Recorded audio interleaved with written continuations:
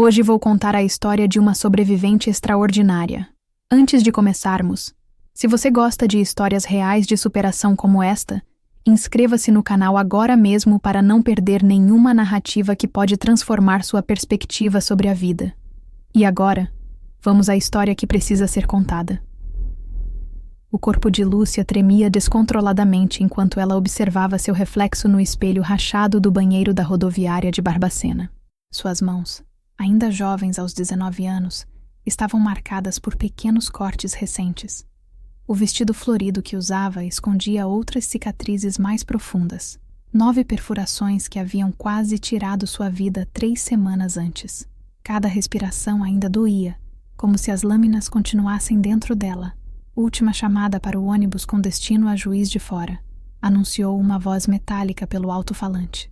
Lúcia ajeitou a pequena mala de papelão contendo tudo o que restara de sua vida anterior e respirou fundo, ignorando a dor lancinante em seu abdômen.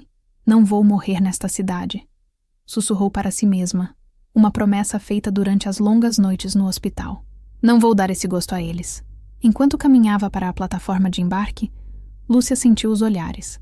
Barbacena era uma cidade pequena demais para segredos. Todos sabiam quem ela era. A moça das facadas, como sussurravam quando ela passava. Para alguns, era objeto de pena. Para outros, de julgamento velado. Poucos entendiam que ela era, acima de tudo, uma sobrevivente. No ônibus, sentou-se junto à janela e observou a cidade que a havia traído desaparecer gradualmente. As lágrimas que desciam silenciosamente por seu rosto não eram de tristeza, mas de alívio. A viagem para Juiz de Fora representava mais que uma mudança geográfica. Era o início de uma nova vida que ela jamais imaginou que teria direito depois daquela noite fatídica. Enquanto o ônibus seguia pela estrada sinuosa que cortava as montanhas de Minas Gerais, Lúcia fechou os olhos. As imagens vieram sem convite, como sempre. O brilho da faca sob a luz amarelada do poste, o sorriso distorcido de Rogério enquanto avançava em sua direção, o grito que ficou preso em sua garganta quando sentiu o primeiro golpe. 9 vezes. A lâmina havia penetrado seu corpo 9 vezes. Os médicos chamaram sua sobrevivência de milagre. Lúcia sabia que havia sido pura teimosia, uma recusa obstinada em dar a Rogério o que ele queria. Seu último suspiro, sua rendição final. O ônibus fez uma curva acentuada, trazendo Lúcia de volta ao presente. Através da janela, o sol da tarde de maio lançava um brilho dourado sobre as colinas verdejantes.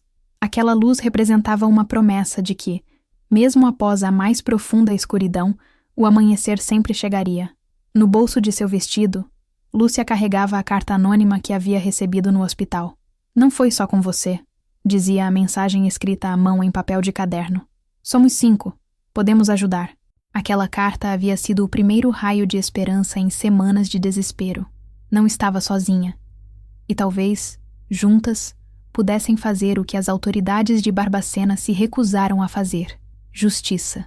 Enquanto o ônibus avançava pela estrada, levando-a para longe do pesadelo que havia vivido, Lúcia permitiu-se um pequeno sorriso, não de felicidade.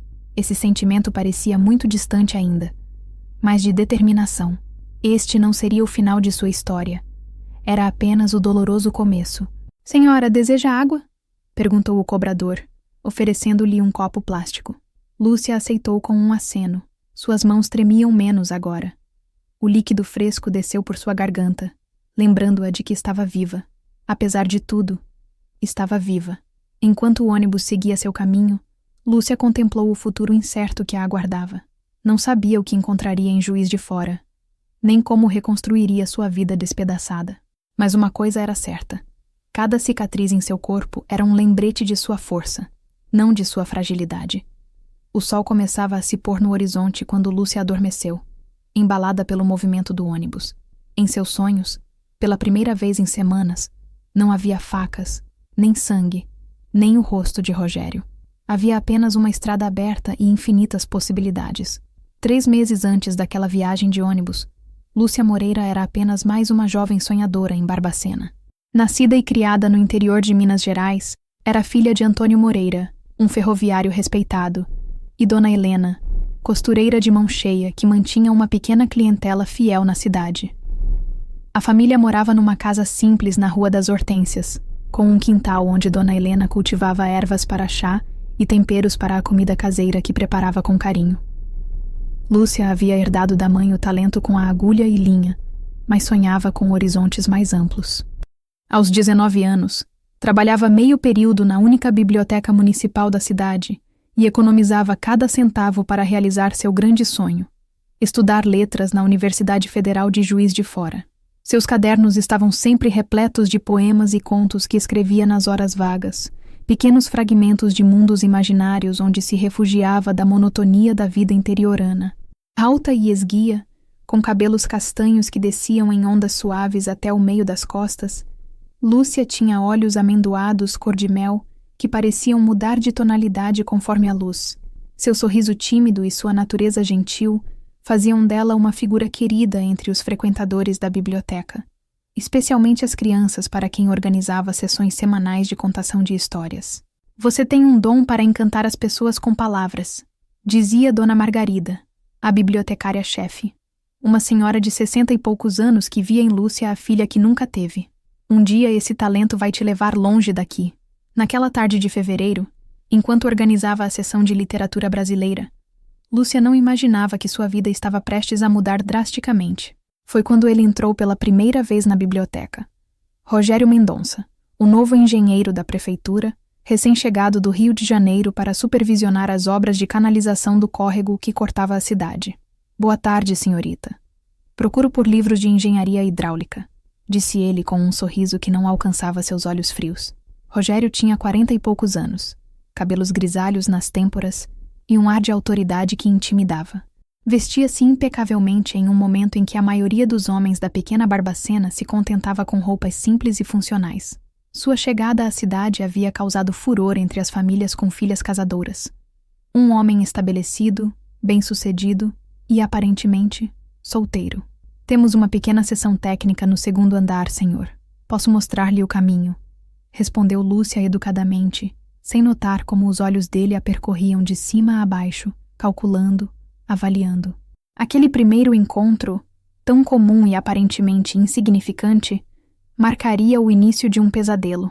Nos dias que se seguiram, Rogério tornou-se presença constante na biblioteca, sempre solicitando a ajuda específica de Lúcia, sempre encontrando pretextos para prolongar as conversas, sempre invadindo sutilmente seu espaço pessoal. "Você deve ser a joia cultural desta cidade provinciana", comentou certa vez, enquanto folheava um livro que ela havia recomendado. "Uma mente brilhante como a sua merece um público maior." Lúcia agradecia educadamente, mas algo nos elogios de Rogério a deixava desconfortável. Havia uma qualidade possessiva em suas palavras, como se ele estivesse reivindicando algo que não lhe pertencia. Quando flores começaram a chegar para ela na biblioteca, sem cartão ou identificação, Lúcia sentiu o primeiro calafrio de apreensão. Dona Margarida, observadora atenta, notou sua inquietação. "São do engenheiro, não são?" perguntou a senhora, ajeitando os óculos no nariz. "Tenha cuidado, menina. Homens assim, que vêm de cidades grandes, às vezes têm ideias diferentes sobre as moças do interior." Lúcia assentiu, mas não compartilhou com a chefe o quanto a situação já a incomodava. Como poderia explicar que Rogério agora aparecia coincidentemente no mesmo horário em que ela saía da biblioteca? Ou que o havia flagrado observando-a da calçada oposta enquanto ela tomava café com amigas na padaria da praça? Em casa, Lúcia finalmente desabafou com os pais durante o jantar. "Ele me olha de um jeito que me dá arrepios", confessou, empurrando o arroz com feijão de um lado para outro do prato. "Ontem, quando disse que não poderia aceitar o convite para jantar, ele segurou meu pulso com tanta força que ficou marcado." Seu pai franziu o senho, deixando o garfo de lado. "Vou conversar com esse sujeito amanhã mesmo", declarou Antônio, a indignação evidente em sua voz geralmente calma. "Não, pai", Lúcia apressou-se em dizer. "Ele é um homem importante na cidade agora. Vamos só esperar. Talvez ele perca o interesse." Dona Helena, silenciosa até então, colocou a mão sobre a da filha. "Minha filha, homens assim não desistem facilmente. Se ele está te incomodando, precisamos fazer algo." Na manhã seguinte, Antônio Moreira, contrariando o pedido da filha, dirigiu-se à prefeitura para conversar com Rogério. O que deveria ser um diálogo civilizado transformou-se em uma situação humilhante para o ferroviário. Rogério, usando sua posição e influência, tratou as preocupações de Antônio como o exagero de um pai superprotetor, chegando a insinuar que Lúcia havia encorajado suas atenções. Sua filha é uma jovem encantadora, senhor Moreira, disse Rogério com um sorriso condescendente. Talvez o senhor não tenha percebido que ela já é uma mulher capaz de tomar suas próprias decisões. Antônio voltou para casa derrotado, incapaz de enfrentar o poder e a articulação verbal do engenheiro. Naquela noite, durante o jantar silencioso, Lúcia percebeu que a situação havia escalado para algo muito além de um simples incômodo. O olhar abatido do pai e as mãos inquietas da mãe contavam uma história de impotência que a fez sentir, pela primeira vez, verdadeiramente ameaçada. A partir daquele dia, a perseguição de Rogério tornou-se mais explícita e perturbadora. Bilhetes apareciam misteriosamente entre os livros que Lúcia organizava. Uma manhã, ao abrir a janela de seu quarto, encontrou um buquê de rosas vermelhas no peitoril. Um sinal claro de que ele sabia onde ela dormia. Quando Lúcia tentou denunciar o assédio na delegacia local, o delegado, amigo pessoal do prefeito que havia contratado Rogério, minimizou suas preocupações. Moça, ele é um homem respeitável que está apenas demonstrando interesse. Isso não é crime, disse o delegado, com um sorriso condescendente. Se fosse você, ficaria lisonjeada com a atenção. Aquela frase ficaria gravada na memória de Lúcia para sempre, um símbolo perfeito da negligência institucional que semanas depois quase lhe custaria a vida. Na terceira semana de março, com o outono começando a pintar as folhas das árvores de Barbacena em tons de âmbar e vermelho, a situação de Lúcia havia alcançado um ponto insustentável. Rogério não era mais apenas uma presença incômoda. Transformara-se numa sombra constante que a seguia por todos os cantos da pequena cidade. Naquela tarde de quinta-feira, Lúcia decidiu que não podia mais esperar. As ligações anônimas para o telefone de sua casa haviam se intensificado. Sempre silêncio do outro lado da linha, às vezes apenas uma respiração pesada. Na noite anterior, acordara sobressaltada com a sensação de estar sendo observada, apenas para vislumbrar uma silhueta que rapidamente desapareceu quando acendeu a luz do abajur. Preciso sair de Barbacena, disse a si mesma enquanto caminhava apressadamente para casa, após seu turno na biblioteca. O sol já começava a se pôr, lançando sombras alongadas no calçamento irregular da Rua dos Jasmins. Lúcia havia alterado sua rota habitual, tomando um caminho mais longo, mas mais movimentado, na esperança de evitar encontros indesejados. Ao virar a esquina da Praça 1º de Maio, seu coração quase parou. Encostado em um poste, fumando calmamente, estava Rogério. Vestia um terno cinza impecável, como se estivesse pronto para um evento importante, completamente deslocado do ambiente casual da praça, onde senhores jogavam dama e crianças corriam ao redor do coreto. Lúcia pensou em dar meia volta, mas era tarde demais. Ele já a tinha visto. Com um sorriso que não alcançava seus olhos, Rogério apagou o cigarro sob a sola do sapato lustrado e caminhou em sua direção. Lúcia, que coincidência agradável, disse ele, como se realmente acreditasse no acaso daquele encontro. Estava justamente pensando em você. Preciso ir. Minha mãe está me esperando, respondeu ela secamente, tentando contorná-lo. Rogério bloqueou sutilmente seu caminho, mantendo o sorriso artificial. Tenho um presente para você, continuou ele, ignorando sua tentativa de fuga. Estendeu uma pequena caixa de veludo azul. Algo para combinar com seus olhos. Não posso aceitar presentes seus, respondeu Lúcia, sentindo o olhar curioso de alguns passantes. Por favor, entenda que não estou interessada. O sorriso de Rogério vacilou por um instante. Um lampejo de algo sombrio passando por seus olhos. Você não deveria ser tão ingrata, Lúcia, disse ele baixando a voz. Tenho sido extremamente paciente. Outras mulheres dariam tudo para estar em seu lugar. Então talvez devesse procurá-las, retrucou Lúcia, reunindo coragem que não sabia possuir. Agora, com licença. Desta vez, conseguiu passar por ele, mas não antes de sentir sua mão agarrando seu braço com força. Você não vai me evitar para sempre, sussurrou ele em seu ouvido. Uma hora sua família não estará por perto para protegê-la. Aquelas palavras, pronunciadas com calma perturbadora, soaram como uma sentença. Lúcia puxou o braço e afastou-se rapidamente, lutando contra o impulso de correr. Só quando dobrou a esquina, fora da vista dele, permitiu-se acelerar o passo, o coração batendo descompassadamente contra o peito.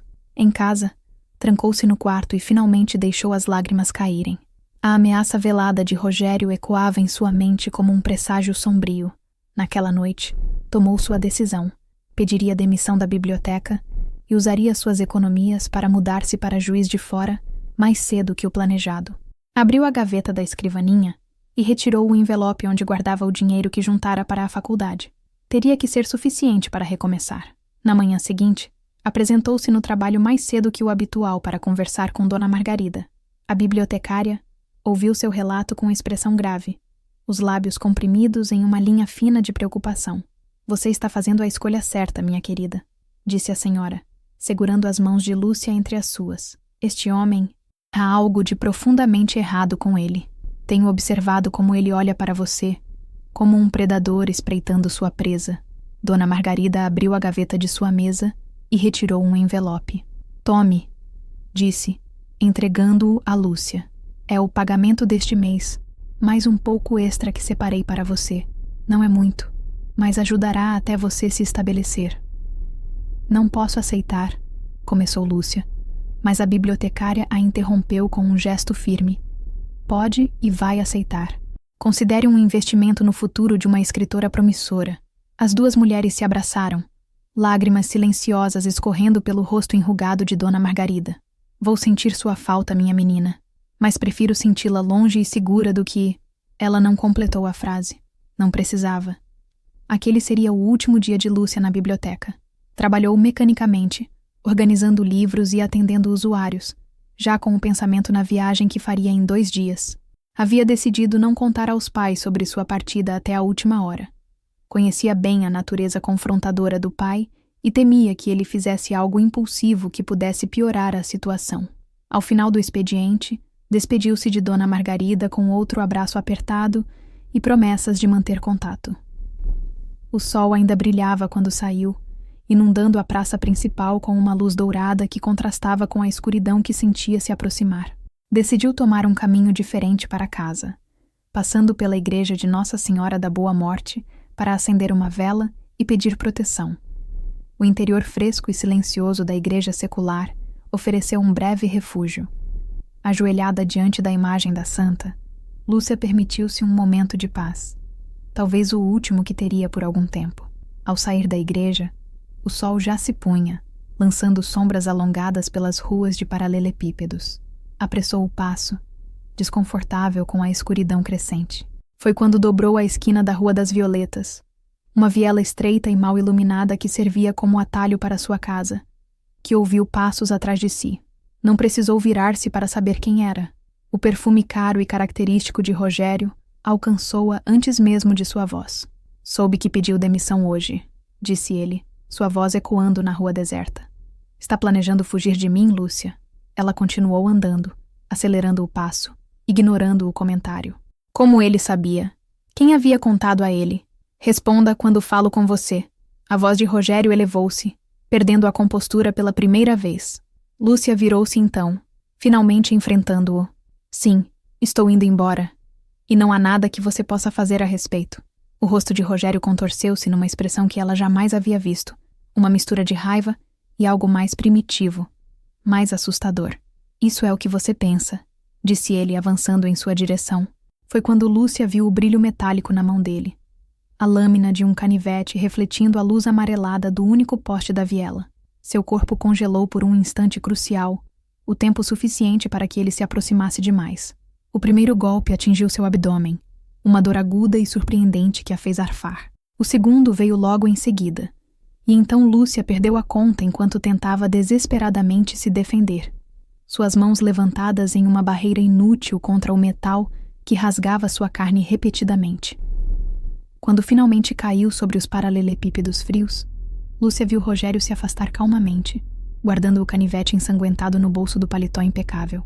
Não havia triunfo em seu rosto, apenas uma estranha expressão de alívio, como se tivesse concluído uma tarefa necessária. As últimas palavras que Lúcia ouviu antes de perder a consciência foram ditas em tom quase carinhoso. Viu só o que você me obrigou a fazer? Fragmentos de memória. Era tudo o que Lúcia conseguia recuperar dos dias que se seguiram ao ataque. Flashes desconexos de sirenes, vozes urgentes, tubos plásticos, luzes fluorescentes intensas demais para seus olhos sensíveis. A dor era a única constante. Uma presença tão absoluta que se tornara quase uma companheira. É um milagre que esteja viva. Foi a primeira frase completa que conseguiu processar. Dias depois do ataque.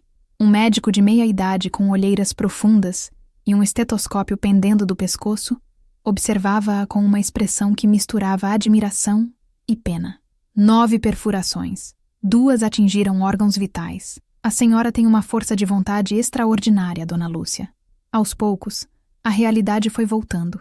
Estava no pequeno hospital municipal de Barbacena, sobrevivendo contra todas as probabilidades. Seus pais se revezavam ao lado de sua cama. O pai com olhos vermelhos de choro contido. A mãe rezando incessantemente, movendo as contas do rosário entre os dedos trêmulos. Ele foi preso? Foi a primeira pergunta que Lúcia conseguiu formular quando finalmente recuperou a capacidade de falar, no 4º dia após o ataque. O silêncio constrangido de seus pais foi resposta suficiente. O delegado disse que não há provas concretas de que foi ele, explicou finalmente seu pai, a voz trêmula de raiva impotente. Ninguém viu o ataque. É sua palavra contra a dele. E ele tem álibi, completou sua mãe, as mãos apertando o rosário com tanta força que os nós dos dedos embranqueceram. O prefeito e a esposa juram que ele estava jantando na casa deles no horário do que aconteceu. Lúcia fechou os olhos, deixando que a verdade amarga assentasse. Não haveria justiça, pelo menos não pelos meios oficiais. A proteção que Rogério desfrutava entre as autoridades locais era absoluta. No 7º dia de internação, ainda fraca, mas gradualmente recuperando forças, Lúcia recebeu uma visita inesperada. Uma enfermeira que nunca havia visto antes entrou em seu quarto fora do horário regular de medicação. Meu nome é Teresa, disse a mulher de aproximadamente 30 anos. Cabelos presos num coque severo e olhos que carregavam uma sombra familiar de trauma. Sou eu quem escreveu a carta. Lúcia observou-a com curiosidade. Não se lembrava de nenhuma carta. Como se lesse seus pensamentos, Teresa retirou do bolso do uniforme um envelope dobrado ao meio e o colocou sobre a cama de Lúcia. Deixei isso aqui há 2 dias, quando você ainda estava sedada, explicou. Somos 5, até onde sabemos. 5 mulheres que sobreviveram a ele. A compreensão atingiu Lúcia como uma onda gelada. Rogério, sussurrou. Teresa assentiu, os lábios comprimidos numa linha fina. Ele segue um padrão. Escolhe mulheres jovens, geralmente em posição socialmente vulnerável, ou sem muitos recursos para se defenderem. Persegue, assedia, e quando percebe que não conseguirá o que quer... Ela não precisou completar a frase. Lúcia sabia exatamente como aquela história terminava. Ou deveria terminar. Como sobreviveram? Teresa deu de ombros, um gesto que tentava parecer displicente, mas não conseguia esconder a tensão subjacente. Sorte, determinação. No meu caso, um casal que passava de carro e o espantou antes que pudesse terminar o serviço. Os olhos da enfermeira brilharam com uma intensidade que Lúcia não havia notado antes. Mas você é diferente. 9 facadas e ainda assim está aqui. É a primeira que sobrevive a um ataque tão brutal. Por que estão me procurando agora? Perguntou Lúcia, uma súbita suspeita nascendo em sua mente. Por que não antes para me avisar? O rosto de Teresa se contorceu numa expressão de culpa e arrependimento. Tentamos. Mandei uma carta anônima para a biblioteca há 2 semanas. Pelo que entendi, foi interceptada. Ele tem pessoas em todos os lugares. Um silêncio pesado caiu sobre o quarto, enquanto Lúcia absorvia essa informação. Tinha havido uma chance de evitar tudo aquilo, uma advertência que nunca chegou às suas mãos. O que querem de mim? Perguntou finalmente. Sua voz, respondeu Teresa simplesmente. Somos todas mulheres comuns de famílias sem influência. Ninguém nos ouviu individualmente. Mas juntas, talvez você seja a peça que faltava. Antes que Lúcia pudesse responder, ouviu-se o barulho de passos no corredor. Teresa rapidamente ajeitou o lençol sobre Lúcia, assumindo uma postura profissional. Voltarei na sua alta, sussurrou. Há mais coisas que precisamos discutir. Mas não aqui. As paredes têm ouvidos. Nos dias que se seguiram, enquanto recuperava gradualmente suas forças, Lúcia refletiu sobre a visita de Teresa e o que aquilo significava. Havia outras vítimas. Não estava sozinha em seu pesadelo particular. A ideia trouxe um estranho conforto, não pela existência de mais sofrimento, mas pela possibilidade de união, de força coletiva. Na véspera de sua alta hospitalar, 2 semanas após o ataque, Lúcia recebeu outra visita inesperada. O delegado Meireles, o mesmo que se recusara a registrar suas queixas sobre o assédio de Rogério, apareceu em seu quarto com um buquê de flores artificiais e um sorriso constrangido. "Como está se sentindo, minha jovem?" perguntou ele, colocando as flores sobre a mesa auxiliar, já repleta de presentes de familiares e amigos. "Viva!" respondeu Lúcia secamente. Apesar da falta de proteção das autoridades, o delegado pigarreou desconfortável. "Olha, entendo sua frustração, mas não temos provas concretas contra ninguém. Essas acusações são sérias demais para agirmos sem certeza absoluta." Lúcia olhou diretamente nos olhos do homem que representava uma justiça que nunca funcionara para ela. 9 facadas, delegado. 9. E não foi a primeira vez que ele fez isso. O delegado franziu o senho. "Do que está falando?" Lúcia sorriu. Um sorriso triste e conhecedor. "Pergunte as suas estatísticas. Quantos casos de agressão contra mulheres ficaram sem solução nos últimos anos? Quantas denúncias foram ignoradas, como a minha foi?" O desconforto do delegado era palpável agora. Ele ajeitou nervosamente o cinto que sustentava seu coldre. "Não vim aqui para discutir casos antigos, moça. Vim para informar que, para sua própria segurança, seria melhor me mudar?" completou Lúcia. "Dar a ele a satisfação de me ver fugindo? Ou talvez o senhor prefira sugerir que eu evite provocá-lo, como tantas autoridades fazem com mulheres em minha situação?" O delegado pigarreou novamente, claramente desconfortável com o rumo da conversa. "Estou apenas sugerindo cautela, dona Lúcia. Barbacena é uma cidade pequena. Os rumores correm rápido. Há pessoas influentes envolvidas." "Pessoas influentes", repetiu Lúcia, um riso amargo escapando de seus lábios machucados. "É assim que chamamos criminosos protegidos pela elite local?" O delegado levantou-se, ajeitando o chapéu. "Vejo que não está em condições de ter uma conversa racional. Voltarei quando estiver mais receptiva." Quando ele saiu, Lúcia permitiu-se um pequeno sorriso de satisfação. Não havia mais medo em seu coração. Apenas uma determinação fria e calculada. O delegado não percebera, mas acabara de confirmar suas suspeitas. Havia um sistema inteiro protegendo Rogério, uma rede de influência e poder que operava nas sombras da pacata Barbacena. O delegado não percebera, mas acabara de confirmar suas suspeitas. Havia um sistema inteiro protegendo Rogério, uma rede de influência e poder que operava nas sombras da pacata Barbacena. Na manhã seguinte recebeu alta do hospital. Seu pai a esperava com o velho Fusca da família, ansioso para levá-la para casa, onde Dona Helena havia preparado o quarto com lençóis frescos e cortinas novas. Uma tentativa comovente de apagar as memórias ruins, com pequenos gestos de carinho. "Não vou para casa, pai", anunciou Lúcia, surpreendendo Antônio Moreira, que já guardava sua pequena mala no porta-malas do carro. "Como assim, minha filha? Onde mais iria ficar? Na casa de Teresa", respondeu Lúcia, indicando a enfermeira que se aproximava. "Apenas por alguns dias. Há algo que preciso fazer antes de partir." Seu pai olhou desconfiado para Teresa, mas o semblante determinado da filha o impediu de argumentar. Conhecia bem aquela expressão. Era a mesma que ele próprio exibia quando tomava uma decisão irrevogável. 3 dias, concedeu finalmente. "E me prometa que terá cuidado. Sua mãe não aguentaria." "Prometo, pai", respondeu Lúcia, abraçando-o com cuidado para não pressionar os ferimentos ainda em cicatrização. "Não pretendo dar a ele uma segunda chance." A casa de Teresa ficava na periferia de Barbacena, um conjunto habitacional modesto onde residiam principalmente trabalhadores das fábricas têxteis da região.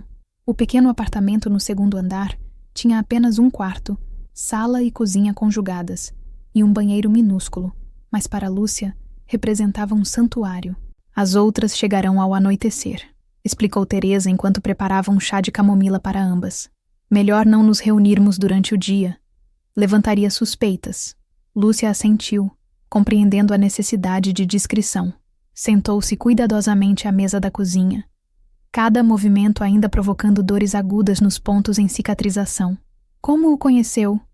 Perguntou, aceitando a xícara fumegante que Teresa lhe oferecia. Teresa suspirou, sentando-se à frente de Lúcia. Eu trabalhava na secretaria da prefeitura quando ele chegou há 5 anos. A história é sempre a mesma. Atenção excessiva, presentes, perseguição. Quando rejeitei suas investidas, ele me encurralou no estacionamento vazio da prefeitura. 3 facadas no abdômen e uma no braço que levantei para me defender. Ela arregaçou a manga do uniforme, revelando uma cicatriz esbranquiçada que descia do cotovelo ao pulso. Como sobreviveu? Perguntou Lúcia, hipnotizada pela marca. Um casal chegou para pegar o carro no estacionamento. Ele fugiu antes de terminar o serviço, respondeu Teresa, baixando a manga. Depois vieram Marina, Conceição e Denise, todas com histórias semelhantes, todas sobreviventes por pura sorte. E nenhuma conseguiu justiça, completou Lúcia, uma afirmação, não uma pergunta. Barbacena protege seus filhos ilustres, disse Teresa amargamente, mesmo os monstros. Ao anoitecer, conforme prometido, as outras mulheres chegaram. Marina, uma professora primária de 30 e poucos anos com olhos gentis e uma cicatriz quase imperceptível na têmpora. Conceição, proprietária de uma pequena floricultura, beirando os 40, com mãos calejadas e uma expressão permanentemente alerta.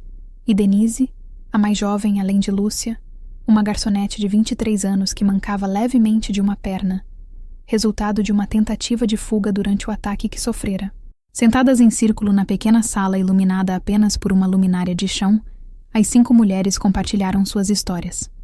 Havia um padrão perturbador na modus operandi de Rogério. A escolha das vítimas, o período de cortejo insistente que gradualmente se transformava em assédio, a escalada para a violência quando percebia que não conseguiria o que queria. Ele tem um sistema, explicou Marina, a professora. Primeiro garante que tem aliados em posições-chave, polícia, prefeitura, comércio local. Depois escolhe mulheres que por algum motivo estão vulneráveis ou isoladas. Mas por que nós? Perguntou Denise, a mais jovem. O que temos em comum além de termos sido suas vítimas? Foi Lúcia quem respondeu, uma clareza súbita iluminando sua mente. Independência, disse simplesmente.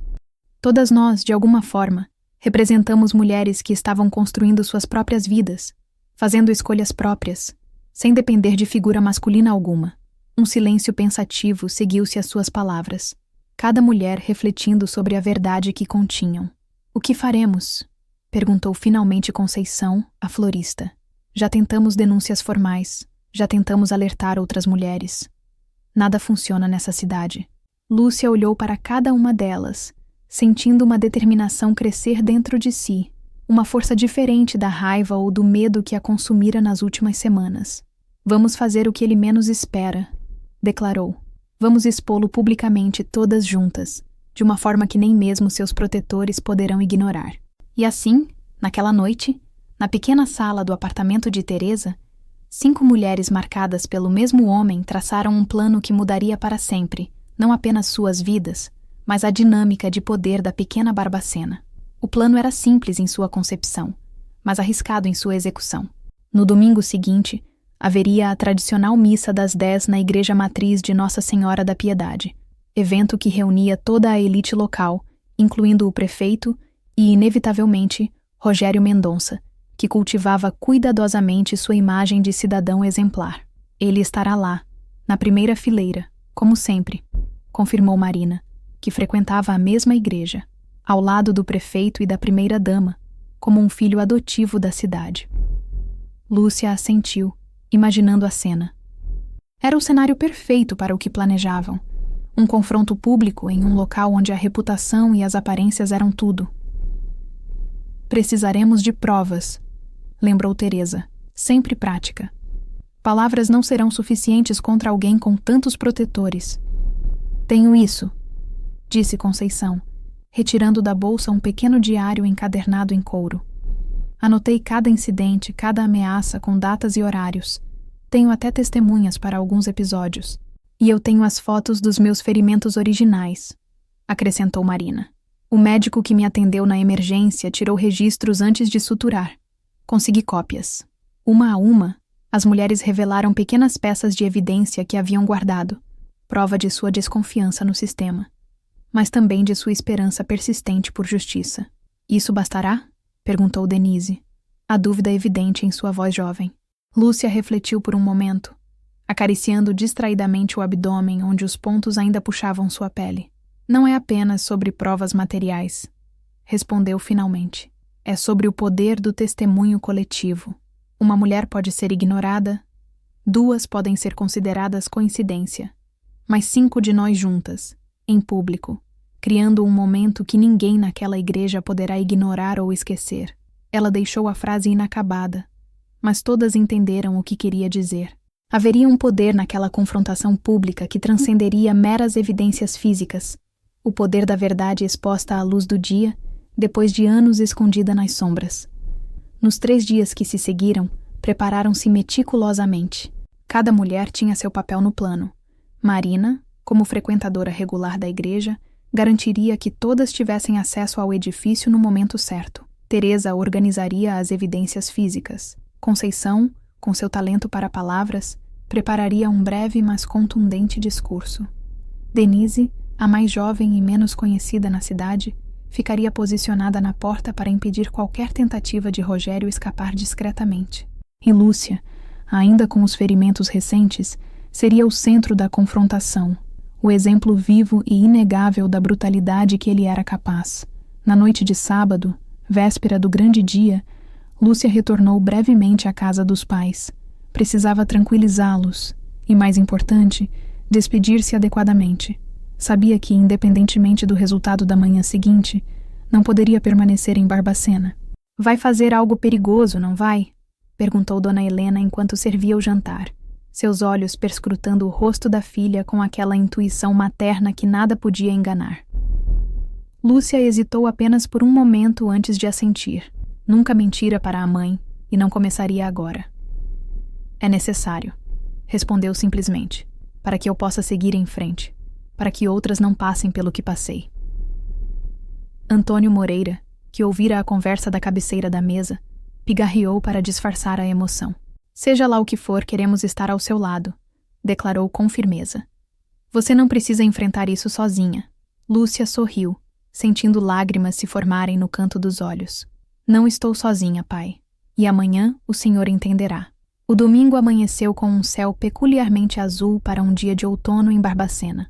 Lúcia observou os primeiros raios de sol filtrarem-se através da cortina do quarto de hóspedes na casa de Teresa, onde passara a noite.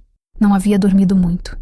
A antecipação do que estava prestes a fazer mantivera sua mente inquieta, repassando cada detalhe do plano, imaginando cada possível resultado. Está pronta? Perguntou Teresa, aparecendo à porta já vestida com um discreto conjunto azul marinho, apropriado para a missa dominical. Lúcia assentiu, levantando-se cuidadosamente. Os ferimentos já não doíam tanto, mas ainda exigiam movimentos calculados. Caminhou até o pequeno espelho na parede e observou seu reflexo. Havia escolhido deliberadamente um vestido simples de algodão na cor branca, símbolo de pureza, e, mais importante, um contraste perfeito com o que estava prestes a revelar. E se ele não estiver lá? Perguntou, uma última dúvida surgindo em sua mente. Estará? Respondeu Teresa com certeza. Marina o viu ontem na prefeitura, confirmando sua presença no almoço beneficente que acontece após a missa. É importante demais para sua imagem pública para faltar. A igreja matriz de Nossa Senhora da Piedade já estava quase lotada quando elas chegaram, faltando poucos minutos para o início da cerimônia.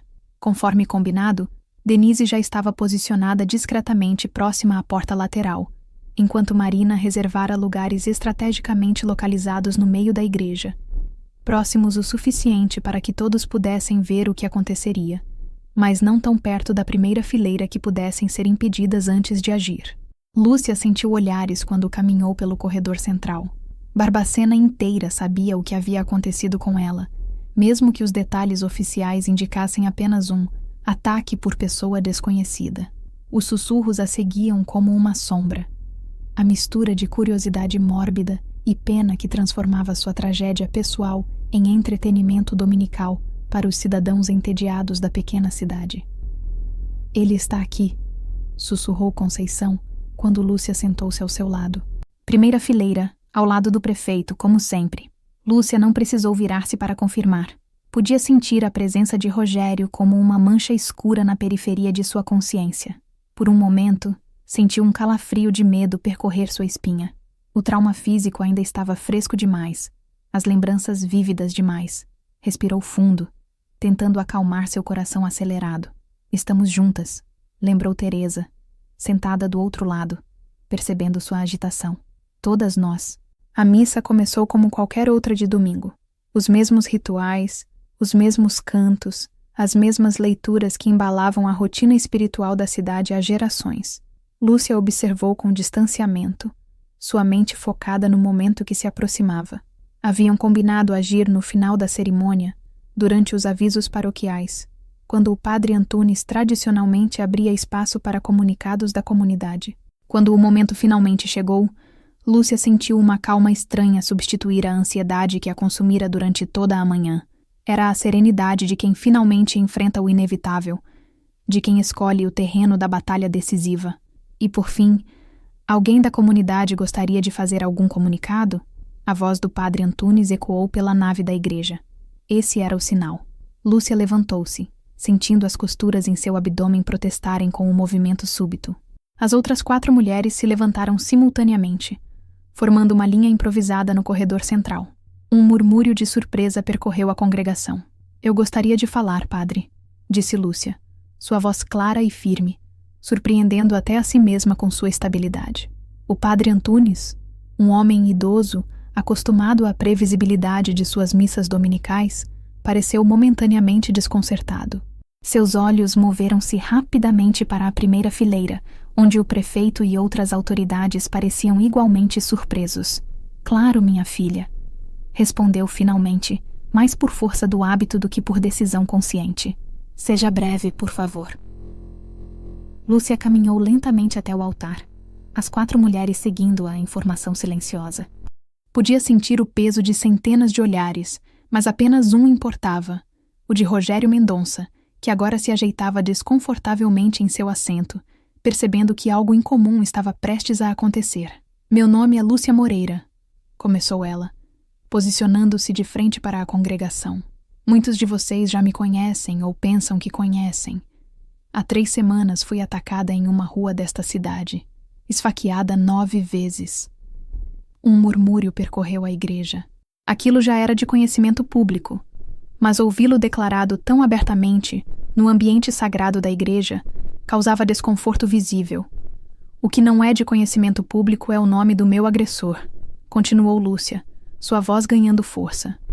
Alguém que está aqui hoje, sentado entre vocês, fingindo ser um cidadão exemplar, enquanto carrega a culpa de ter tentado tirar minha vida. Agora o burburinho tornou-se mais intenso. Na primeira fileira, o prefeito levantou-se, claramente alarmado com o rumo da situação. Minha jovem, interrompeu o padre Antunes, talvez este não seja o lugar apropriado para... Que lugar seria apropriado, padre? Interveio Teresa, dando um passo à frente. A delegacia não nos ouviu. A prefeitura não nos ouviu.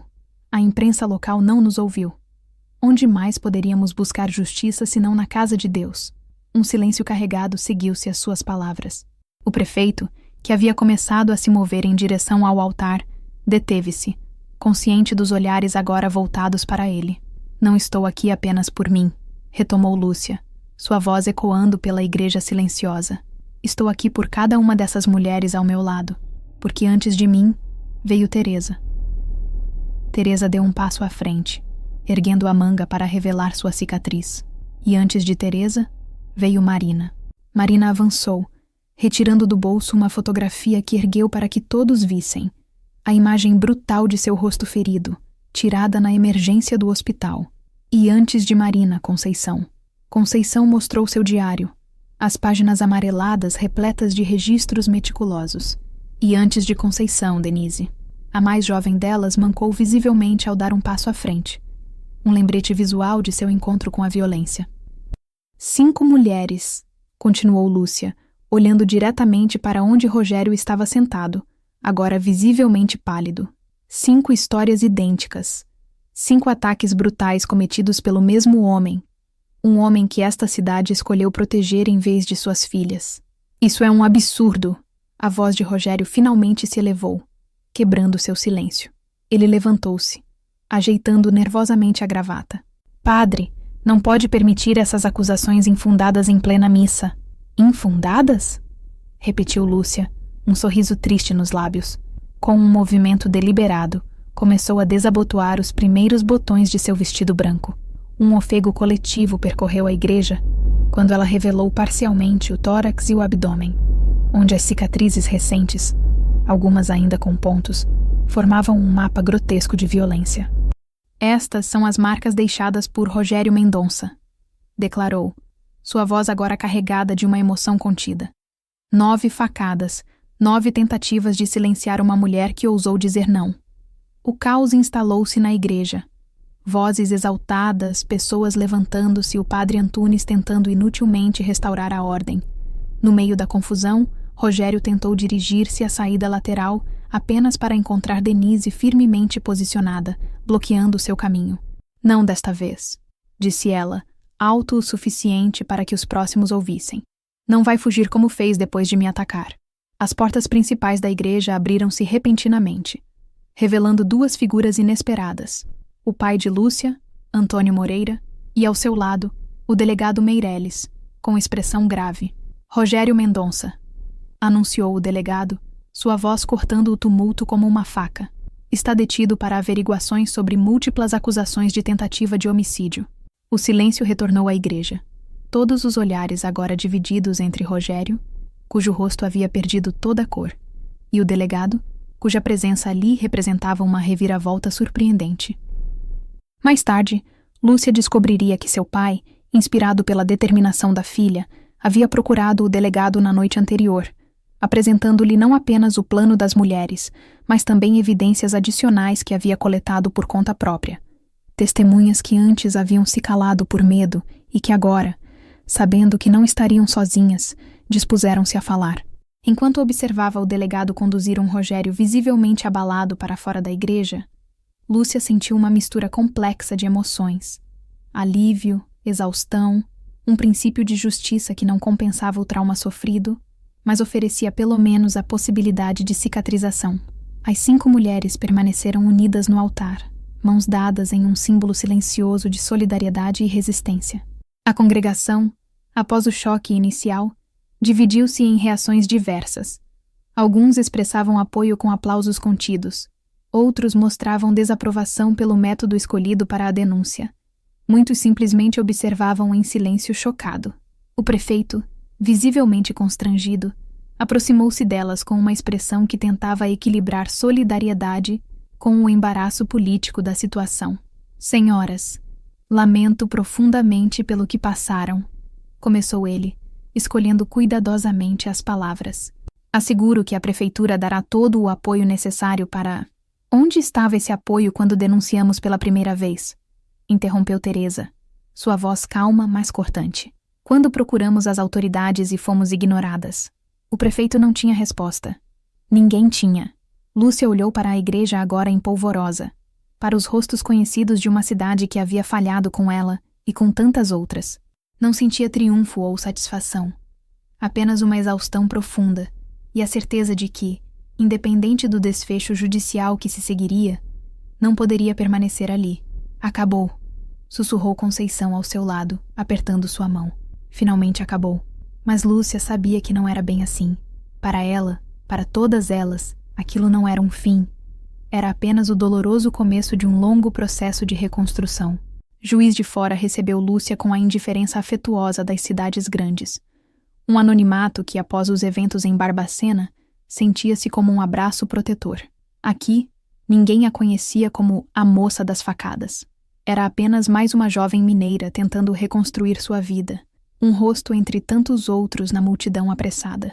Os primeiros meses foram difíceis.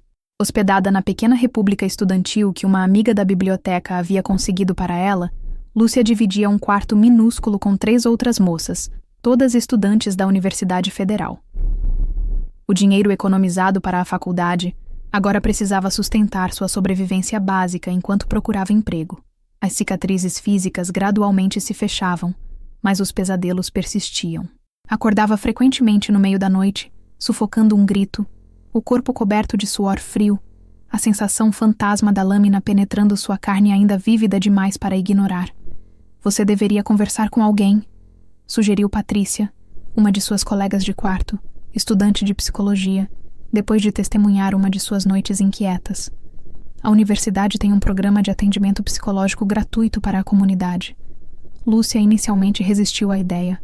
Em Barbacena, demonstrar qualquer fragilidade emocional seria interpretado como confirmação de que estava desequilibrada, como muitos já sussurravam pelos cantos.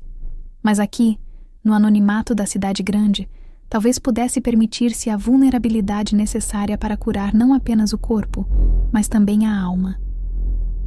A primeira sessão com Doutora Clara, uma psicóloga de meia-idade com olhos gentis e uma capacidade extraordinária de escuta, abriu as comportas de uma dor reprimida por meses.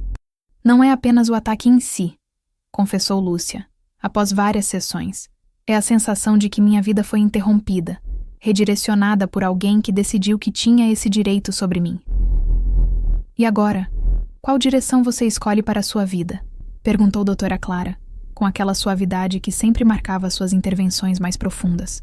A pergunta ficou ressoando na mente de Lúcia por dias. Qual direção? Até então, havia estado tão focada em sobreviver, em distanciar-se do trauma, que mal havia considerado a possibilidade de um futuro que fosse mais que uma fuga do passado. Foi durante essa reflexão que encontrou um pequeno anúncio no jornal local. Precisa-se de assistente para ateliê de costura. Experiência básica necessária. O endereço ficava a poucos quarteirões de sua república. O ateliê Primavera ocupava o térreo de um sobrado antigo no centro histórico de Juiz de Fora.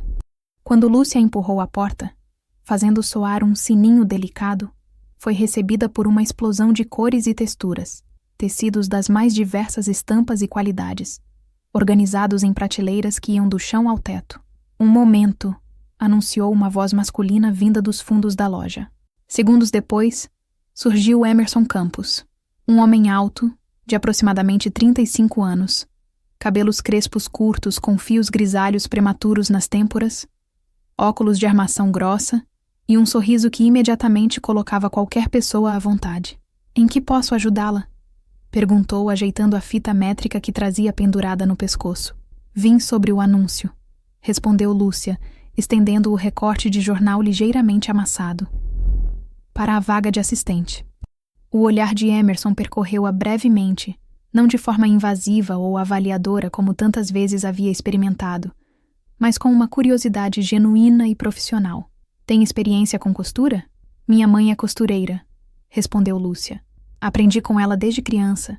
Não sou especialista, mas conheço os fundamentos. Emerson sorriu. Um sorriso franco que iluminou seu rosto de uma forma que fez algo se agitar no peito de Lúcia. Um sentimento que havia esquecido ser capaz de experimentar. Esperança. Perfeito, declarou ele. Procuro alguém que tenha noções básicas, mas principalmente vontade de aprender. Posso ensinar técnicas, mas não posso ensinar paixão pelo ofício.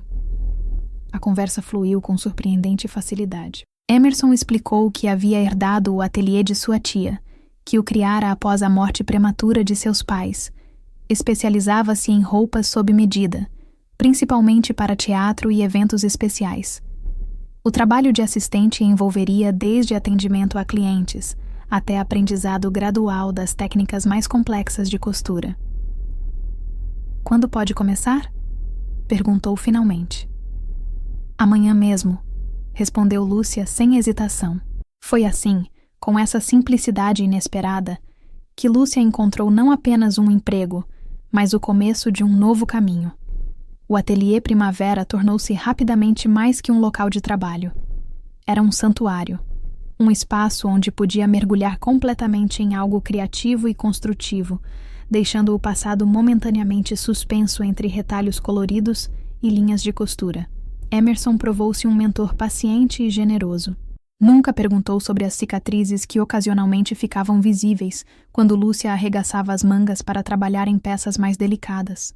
Respeitava seu espaço, seus silêncios, sua evidente necessidade de reconstituir não apenas uma vida profissional, mas também sua confiança no mundo e nas pessoas. Os meses passaram, e com eles veio uma rotina que Lúcia não ousava chamar de felicidade ainda, mas que continha momentos de genuína paz. As sessões com doutora Clara continuavam, agora menos frequentes, mas igualmente importantes. Os pesadelos, embora ainda presentes, já não controlavam suas noites como antes. O processo judicial contra Rogério seguia seu curso em Barbacena. Lúcia recusava-se a retornar à cidade para as audiências, enviando seus depoimentos por escrito, conforme permitido pela lei em casos de trauma evidente. Através de telefonemas semanais com seu pai, sabia que o caso ganhara proporções inesperadas. Outras 2 mulheres haviam vindo à frente após a prisão preventiva de Rogério, relatando experiências similares em cidades onde ele havia trabalhado anteriormente. Ele não vai sair tão cedo, garantiu seu pai durante uma dessas ligações. O delegado Meireles está empenhado pessoalmente no caso. Acho que é uma forma de compensar por ter ignorado vocês antes. Uma tarde de primavera, quase 1 ano após sua chegada a Juiz de Fora, Lúcia estava sozinha no ateliê, finalizando um vestido de noiva enquanto Emerson havia saído para comprar aviamentos. O sininho da porta anunciou a entrada de um cliente.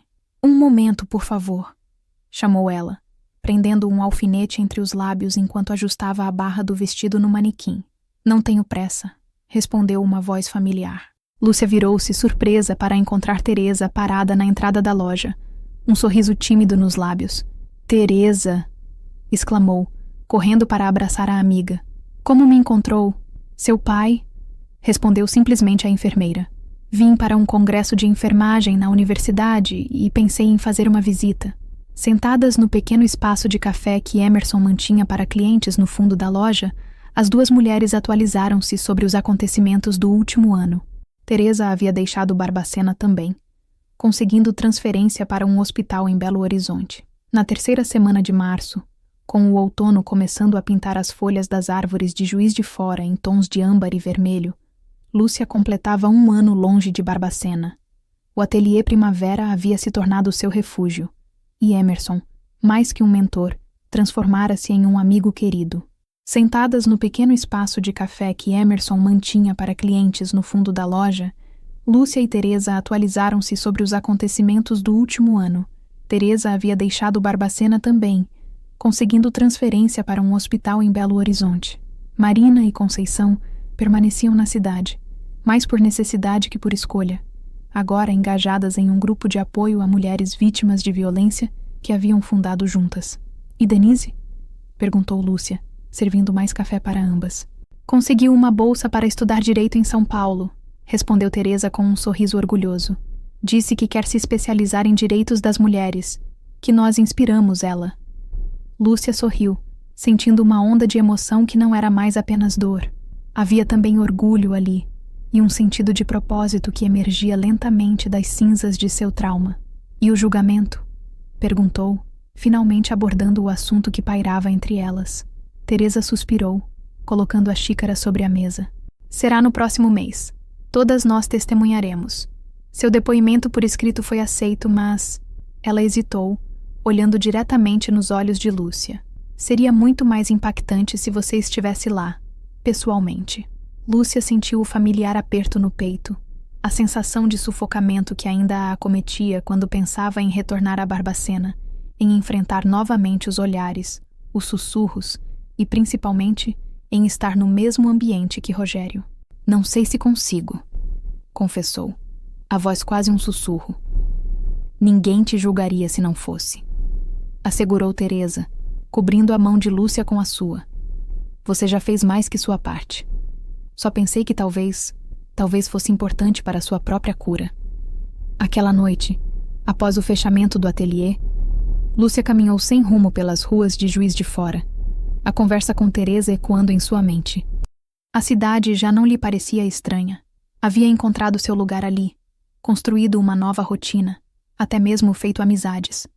Mas havia algo incompleto, uma história sem conclusão adequada. Sentou-se em um banco na praça da estação, observando o movimento de pessoas retornando para casa após um dia de trabalho.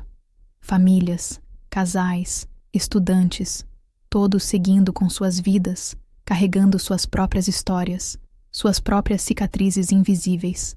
"Pensei que te encontraria aqui", disse uma voz familiar atrás dela. Emerson aproximou-se, sentando-se ao seu lado no banco. Nos últimos meses, sua amizade havia evoluído para algo mais profundo, ainda não completamente definido, mas carregado de possibilidades. Como soube? Perguntou Lúcia, surpresa com sua presença.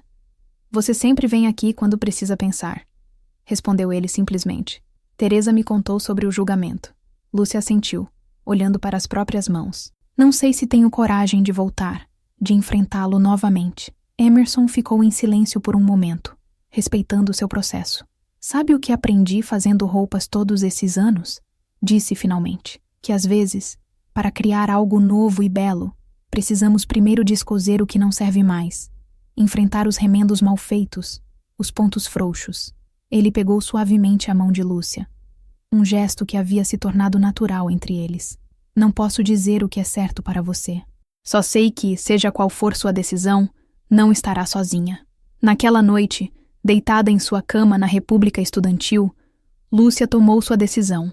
Pela manhã, ligou para seu pai, anunciando que retornaria a Barbacena para o julgamento. 3 semanas depois, o ônibus que a levava de volta à cidade que tanto tentara esquecer seguia pela mesma estrada sinuosa entre montanhas.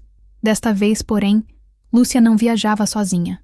Ao seu lado estava Emerson, que insistira em acompanhá-la, e no banco atrás deles, Patrícia, sua colega de república que se tornara uma amiga próxima. Barbacena parecia menor do que lembrava, como se sua experiência no mundo mais amplo tivesse redimensionado a cidade em sua percepção. As ruas familiares despertavam memórias, mas já não carregavam o mesmo poder sobre ela.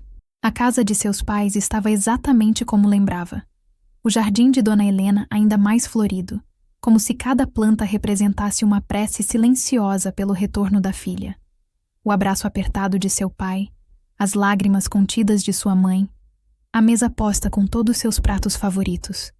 Pequenos gestos de amor que agora podia receber plenamente, sem a sombra do medo que antes turvava tudo. Na manhã do julgamento, Lúcia vestiu-se com cuidado deliberado. Escolheu um vestido azul celeste que havia costurado com suas próprias mãos no ateliê. Não mais o branco de vítima que usara na igreja, mas uma cor que representava o céu aberto, possibilidades, horizonte. O Fórum de Barbacena estava lotado. Parecia que a cidade inteira havia comparecido para testemunhar o desfecho daquela história que marcara profundamente a comunidade. Lúcia sentiu os olhares quando entrou, mas desta vez eram diferentes. Havia respeito ali, e algo próximo da admiração. Teresa, Marina, Conceição e Denise já estavam presentes, sentadas juntas em uma fileira reservada. Quando viram Lúcia, levantaram-se simultaneamente, como haviam feito naquela manhã na igreja, mas agora para recebê-la com abraços e lágrimas de reencontro. Você veio, sussurrou Denise, a mais jovem, com olhos brilhantes de emoção. Nós 5 juntas novamente, respondeu Lúcia, sentindo uma força que emanava daquele círculo de mulheres unidas por uma experiência que ninguém deveria compartilhar, mas que haviam transformado em fonte de poder coletivo. Quando Rogério foi trazido para o tribunal, Lúcia sentiu seu corpo enrijecer involuntariamente. Ele parecia menor, de alguma forma diminuído pelo uniforme prisional e pelos meses de detenção preventiva. Seus olhos, antes tão intimidadores, agora evitavam contato direto com qualquer uma delas. O julgamento seguiu seu curso. Depoimentos, evidências, argumentações. Cada uma das 5 mulheres teve seu momento de falar, de contar sua história. Agora não mais em uma igreja tomada de surpresa, mas em um tribunal onde a justiça formal finalmente as ouvia. Quando chegou a vez de Lúcia, ela caminhou até o centro da sala com passos firmes. Sua voz não tremeu ao narrar os eventos que haviam mudado sua vida. Olhou diretamente para Rogério, enquanto descrevia cada facada, cada momento de terror, cada consequência física e emocional que ainda carregava. O senhor tentou me silenciar, concluiu ela, dirigindo-se diretamente a ele pela primeira vez desde o ataque. Tentou apagar minha existência, porque não aceitou meu não. Mas estou aqui, falando, respirando, vivendo. E o senhor nunca mais terá poder sobre mim ou qualquer outra mulher.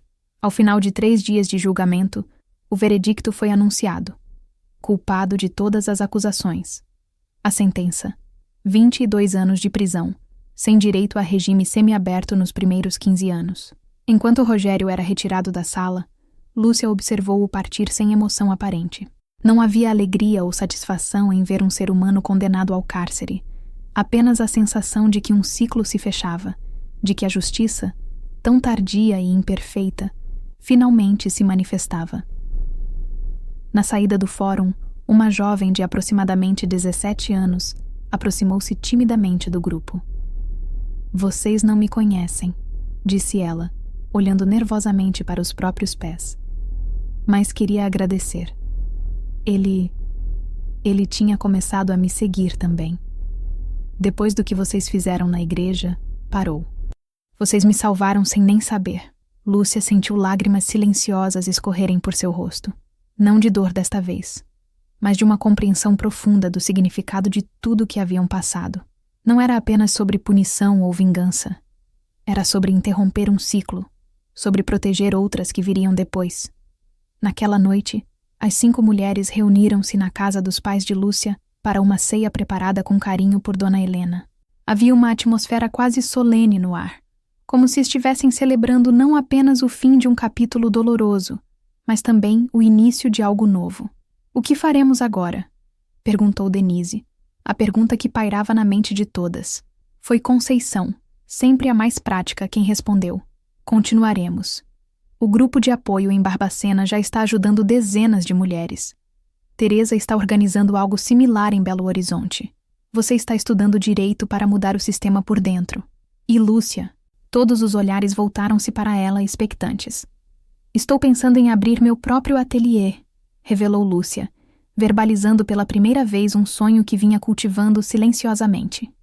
Um espaço que seja também um ponto de apoio para mulheres reconstruindo suas vidas após situações de violência, onde possam aprender um ofício, recuperar sua independência financeira. "E onde ficaria esse ateliê?" perguntou Marina, curiosa. Lúcia trocou um olhar cúmplice com Emerson, que sorriu encorajadoramente. "Aqui mesmo em Barbacena", respondeu, surpreendendo a todos, inclusive a si mesma com a certeza em sua voz, porque fugir foi necessário para sobreviver. Mas voltar é necessário para realmente curar. Não apenas a mim, mas talvez a própria cidade. Na manhã seguinte, antes de retornar a Juiz de Fora, Lúcia fez uma última visita. Caminhou sozinha até a Rua das Violetas, a viela estreita onde havia sido atacada. O local que por tanto tempo habitara seus pesadelos agora parecia apenas isso, um lugar, pedras e concreto, sem poder inerente sobre ela. Retirou da bolsa uma pequena muda de violeta que havia trazido do jardim de sua mãe. Com as mãos que um dia sangraram para defender sua vida, cavou um pequeno buraco na terra entre os paralelepípedos e plantou a flor delicada. Não era um memorial para o trauma, mas um símbolo de renascimento. Uma declaração silenciosa de que mesmo nos lugares mais improváveis, a vida pode brotar novamente. Enquanto se afastava, Lúcia sentiu uma leveza que não experimentava há muito tempo. As cicatrizes em seu corpo sempre estariam lá, marcas visíveis de uma história que não pediu para viver, mas agora sabia que não era definida por elas, era definida pelo que escolhera fazer com elas. O corpo de Lúcia já não tremia quando observou seu reflexo no espelho do banheiro da rodoviária de Barbacena, preparando-se para retornar a Juiz de Fora. Suas mãos, firmes e seguras, ajeitaram o cabelo que agora usava mais curto, em um estilo que ela mesma havia escolhido, não mais tentando esconder-se ou passar despercebida.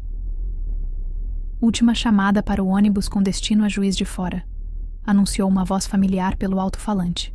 Lúcia ajeitou a bolsa sobre o ombro e respirou fundo. Não havia mais dor lancinante, apenas o eco distante de uma ferida que, finalmente, começava a cicatrizar por completo.